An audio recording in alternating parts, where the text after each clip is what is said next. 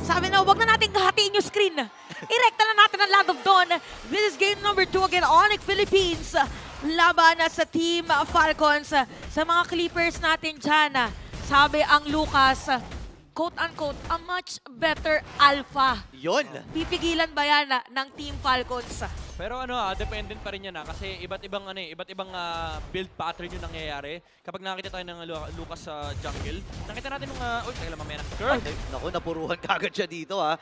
Ang hirap nito kasi yung kalaban mo, heal damo eh. Tatambay lang sa damo. Oo. Parang lugi ata si Kirk dito. Tsaka lugi siya doon kasi parehas na tatlo agad yun pwedeng pindutin, both Cho and even yung Hilda. Kaya na pa rin, Jen. Tatlo ba naman yung skill na hinampas sa'yo? Sabi ni Kirk, isa lang yoyo ko, boss. Oo. Mamaya pa yung dalawa. Mamaya pa yung dalawa. Nag-aaral pa rin ako ng tricks. Confirmed.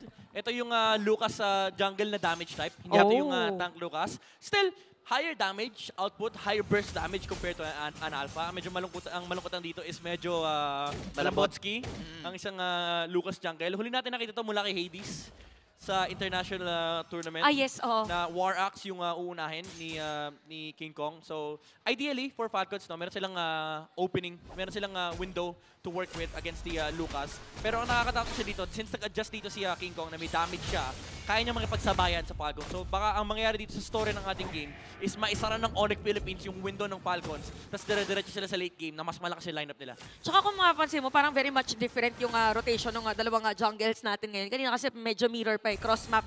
Pero ngayon talagang more on salubungan yung mga mangyayari. Probably ang mag-aagawa na sa may turtle. Game number 1, pinapabayaan lang ng Onyx Philippines. Ngayon nakapwesto sila at naka-ready. Pero poke para kay Ogwen Shun po ay ginamit na. Kanino nga ba talaga first turtle pa lang to ganyan na agad yung sayawan nung dalawang koponan. Bibitawan?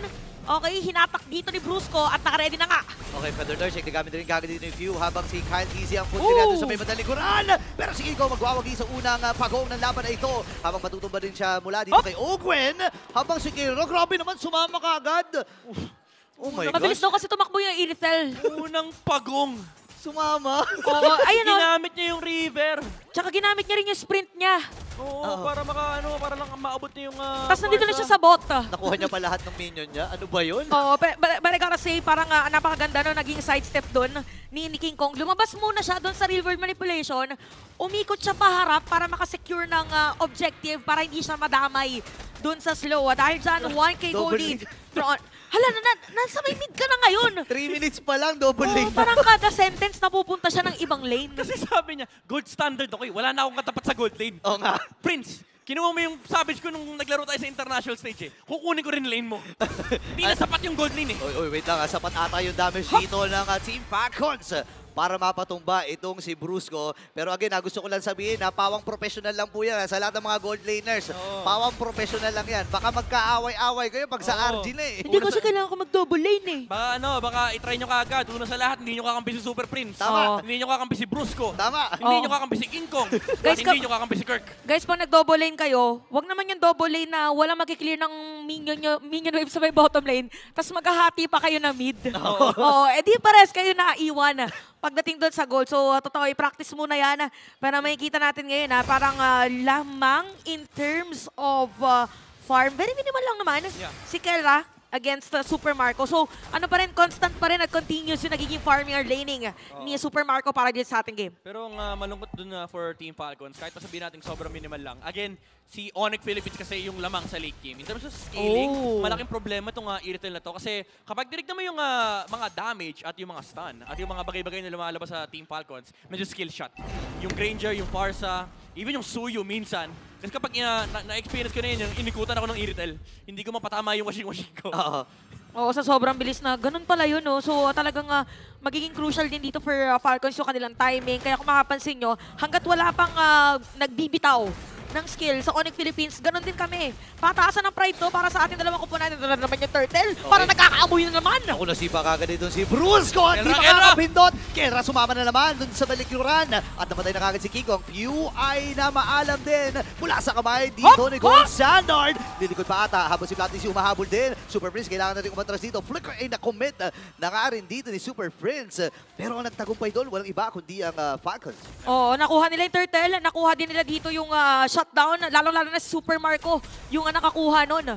Yeah, malaking bagay na sila yung nauna na mag-engage kasi napaka-importante talaga na mai-layer kagad nila yung mga damage output. Although maganda yung sagot ng Onyx Philippines, no? Na shutdown kagad nila yung attempt ng Team Falcon, especially with Kelo just going in, taking down few. Ang problema lang is talagang lamang pa yung Team Falcons ngayon in terms of damage output. Grabe yung yung sagutan dito ng dalawang post 5 din natin. For Ogwen and even Brusco, mararamdaman mo na meron naman silang pwedeng, yung iba kasi parang nagigigil, okay, skill na agad pag nasa harap. Sa kanila parang, oy, wait lang. Naku, nag-commit Ay, ka agad dito. aray! Falcons! Napaan ni Kyle TZ. Ngayon, ito na ang ikatlong kill na makukuha ni Kyle. Pero may konting salubungan pa dito sa may bandang ibaba. Oh, tsaka parang nabasa na rin dito ng side ng Team Falcons naman na okay, nakagawa tayo ng play, parang pwedeng gumawa din yung Onyx Philippines. Ay, mid. Okay. Op. King Kong. Wings by wings mula kay View. Veteran moves. Iba eh. Veteran moves. Bineveterano, pero nasipa din Ay! si Kelma at napatumba mula sa kamay ni Bulletproof. So that is the second death against Kelra dito. So parang yung double laning kanina, medyo kinokontra na ngayon Oo. ng Team Falcons. Kumbaga, aggregated na yung gold na nahawakan dito ni Kelra. Sabi ni Ogwen, boss, sumusobra ka na, napakayaman mo na, binigyan ka na ng motor, gusto mo pa na marami. Oo nga. Tsaka kasi, nakadikit na kay Master Ogwen din yung bago yung kanyang Digi. Meron din yung Cho. Sa may bottom lane, parang napapaligiran yata or papaligiran ba? Oy.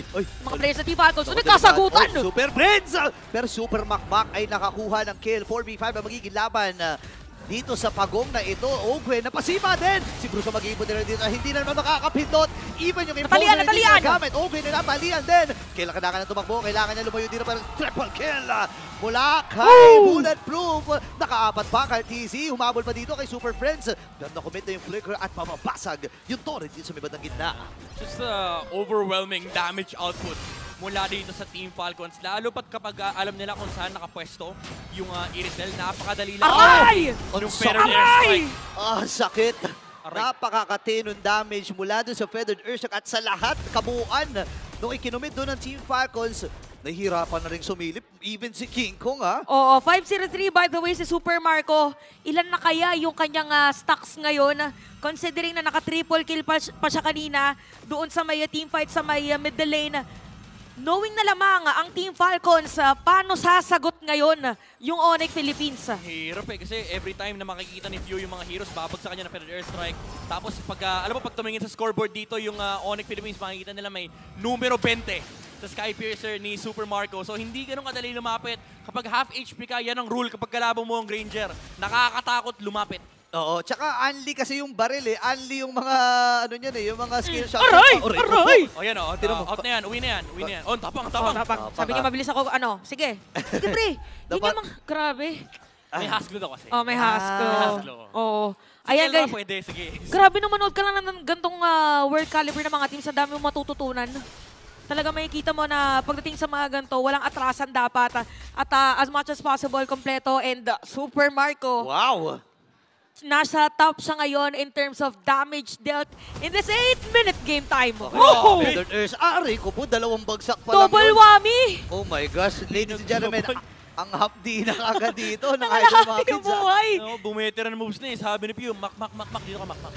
Yan, pag binagsakan ko, barilin mo Pero ito nakakatakot ngayon Yung movement naman ng Onyx Philippines, nakatago lang sila ngayon sa mga bush. Parang si Brusco nag-aabang lang siya ng biglaang implosion. Pero take note na meron namang Purify. Pero pagka na-force kasi yun, pwedeng diretsohin ng Onyx. Hop! Grabe, pokes pa lang, lamang na lamang na kagad ang Team Falcons dito. At dahil kalahati nga, 3 miyembro ng Onyx Philippines ay kailangan nilang lumayo dito. Feeling ko, ang desisyon nila ay ibigay na muna yung unang lord ng laban na ito.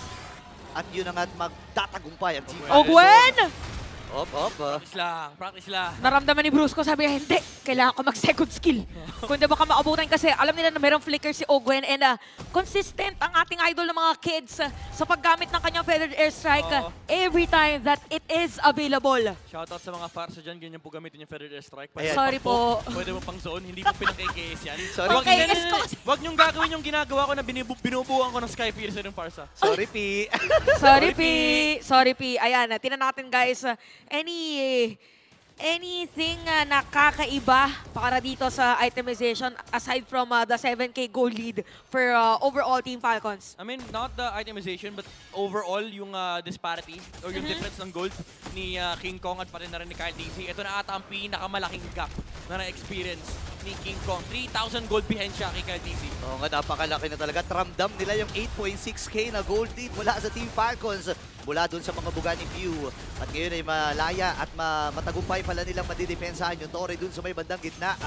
At ang Team Falcons dito nag-aabang din. Actually, si Pew nag-aabang na ng cooldown to ng Pedro Dershak niya. Bibitaw uli yan eh. Oo. Grabe grabe disiplina ng dalawang teams natin kasi we have to take note na ganito yung sitwasyon ng mapa natin but it's just 11 minutes tapos hindi ganun kataas yung kill score. May nakita ko seal. Okay, may plano ata sila dito. Si Ogwen. Tinakot lang. Ay. Sabi nila dito, okay, para hindi na magkaroon ng another space para dito sa side ng Team Falcons. 8.3K gold lead. Parang nag-aantay na lang ulit ng panibagong objective ang side ng Team Falcons. But for Onyx Philippines, meron silang pa-late game. Numero 40. Ayan na. May magiging numero dito yung mga members ng Aray! Philippines. Okay, naghahanap pa siya na magiging stock dito ng Skypiercer niya. Pero sabi niya, hindi. Torre lang muna maging puntilay natin dito. Makakatungtong. Ayun na! Pero ito na yung implosion na inaantay ng Onyx Philippines. Talo na ng dalawa. Pasok din si Kikong dito. Wasiwas lang. Pero hindi sapat yung damage. Ladies and gentlemen, Onyx Philippines nagpapakita ang gilas na. Oh. Push na nagligtas kay Kyle, kay Flap TZ, nagkaroon ng shield.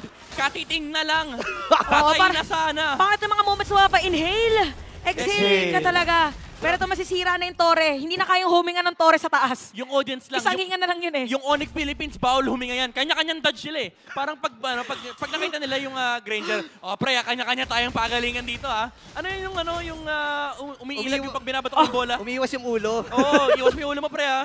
Kanya-kanyang sila eh, kanya-kanyang disperse eh. Grabe yung training na pinapakita dito. Kahit breathing technique ay parang pag nanonood ka ng MPL, matututo ka na lang 2-2-1. May ganun. May mga ganun minsan. Oo nga pala. And kailangan bilangin ng Onyx Philippines yung mga hinga nila dito kasi 9,000 na ang kalamangan ng Team Falcons. Oo, for Team Falcons naman, kailangan din nila dito na bilisan naman kung paano natatapos yung ilaban kasi nagkakaroon ng item dito si Kelra. Mamaya ay kapag hindi napigilan, yun, iba na naman yung pwesto. Okay, may sisi. Ay! Na-face check ni Super Marco! Nakita. Oh, ngayon si Black TC humarap na nga rin. Si Ang Carlos, baba ng wala buhay buhayo! ni Dito. Halaka! Oy, naiwasan! Naiwasan! Yung pagpasok dito ni Hogan. Napakaganda rin magbawi mula sa Onyx Philippines. Carl TC nakakuha na rin ang kill habang si Super Marco unkillable pa rin. Ang sagot ng Team Falcons ngayon, hindi kami papayag na hindi umabot ng Game 3. So, namatay din si King Kong, namatay din si Brusco. Ito na ba ang perfect timing para side ng Onyx or na Team Falcons? Si Kirk kinahabol ng 3! Okay, 3 laban sa isa. Kirk, kailangan mo nang lumayo. Vengeance! Pero may mga recalls din na ginagawa si Kirk. Tumawid doon sa may pader. Pero si Buhay nandito. Sakto yung Cyclone Eye! Sakto yung Cyclone Eye! Para mapatay itong si Kirk. Grabe si Bulletproof! Bulletproof Super Marco 7-0-4 for this game. Napakasakit na ng damage output dito ng Ayun Team na naman. Falcons. May feathered airstrike pa mula kay Pew. Uy, Kelra! Okay. Ang sakit doon ha. Imagine, si Pew pa yun. Binitawan niya yung Pedro doon siya kay Bruce. Nangalahati ka agad yung buhay. Aray! Oh my gosh! Gusto ko lang sabihin guys na kahit kami napapatalon kasi parang lumulusot sa screen yung damage. Napapaiwas din ako dito eh. Nararamdaman ko rin kay Burrito, pag tuwing lumalabas yung mga bala, saka feathered airstrike, umiilag yung ulo eh. Kumakaliwa, kumakanan.